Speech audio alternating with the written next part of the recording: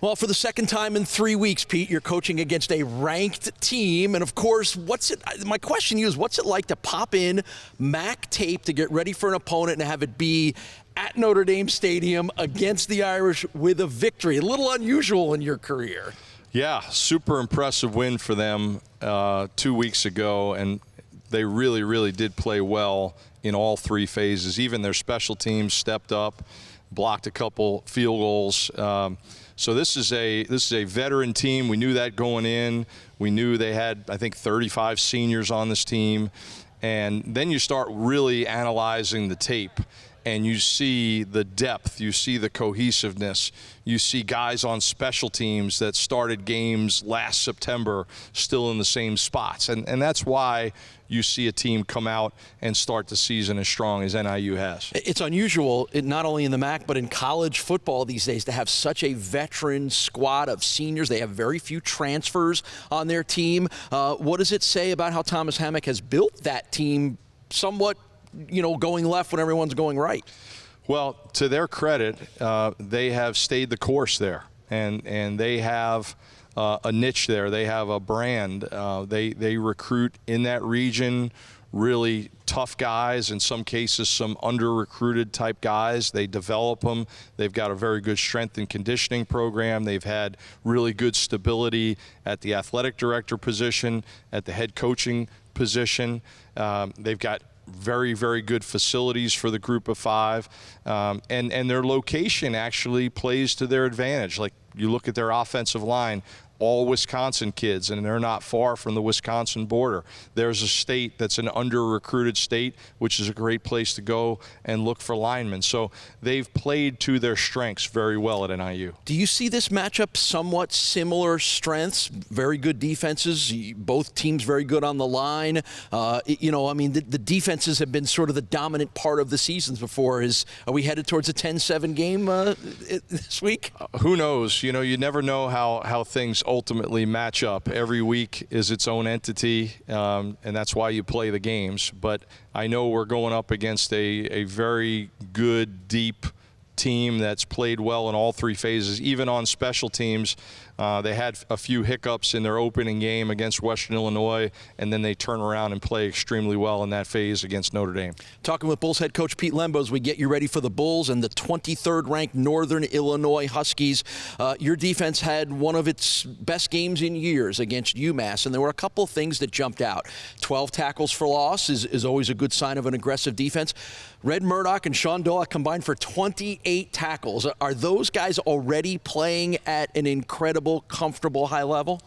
They're playing well. They're playing well. And if they were both here being interviewed right now, they'd tell you that they still have a long way to go and can improve their game very much here as we get into the meat of this 2024 season. And that's why you just appreciate guys like that so much, is that they come out, practice hard every day. They're in studying film.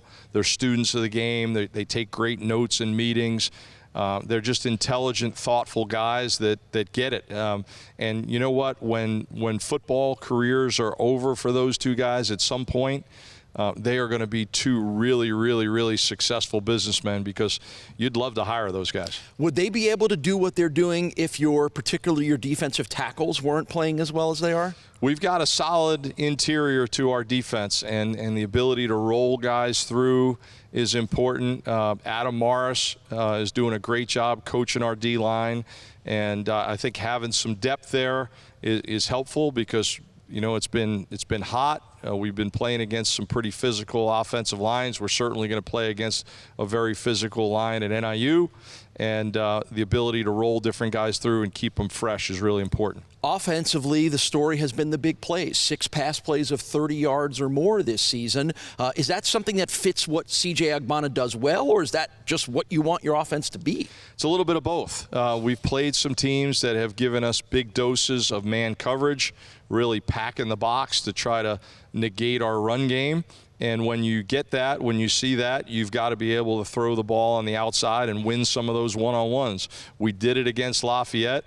We were unable to do it at Mizzou, but it was great to see us bounce back and have our best day throwing the ball on the outside this past week against UMass. All right, as we always do when we wrap up with Coach Lembo, it's Learning with Lembo time, tapping into your incredible knowledge of history and trivia. You got a good one first about DeKalb, Illinois. Yeah, so Northern Illinois is the biggest employer there in DeKalb, but it's also where and I don't know if this is still the case today, but a lot of barbed wire made in DeKalb. So I would imagine, like back during the wars, you know, that place was probably flourishing making barbed wire. And I'm sure, you know, farming and everything else, there's still probably some of it going on. All right, I got one for you. One of the famous alums of Northern Illinois is comedian Sebastian Maniscalco. I know he's a favorite of yours, but who are your top 3 all-time favorite comedians? Oh, goodness. Well, I do. Absolutely. He's in the top 3. First of all, he's a paisan. Second of all, I think his material is awesome, and it's so fitting. When you grow up in an Italian family, every time I hear some of that guy's material, I feel like I'm back in my childhood or it's my wedding or something like that. But if you grew up where I did in New York, you know, Rodney Dangerfield was also a guy that it hit home, and just his appearances in his club or on the Johnny Carson show or in a bunch of movies. And then the other guy's got to be Jerry Seinfeld. And just growing up in New York, every time you watch the Seinfeld episode, you know, there were multiple layers of that show that would hit home for you. Couldn't come up with a better list than that. Good job. A little New York leaning, but that's okay. You're allowed, Mr. Staten Island, to do that. Pete, good luck in what should be a really fun contest at Northern Illinois. Okay, thanks so much.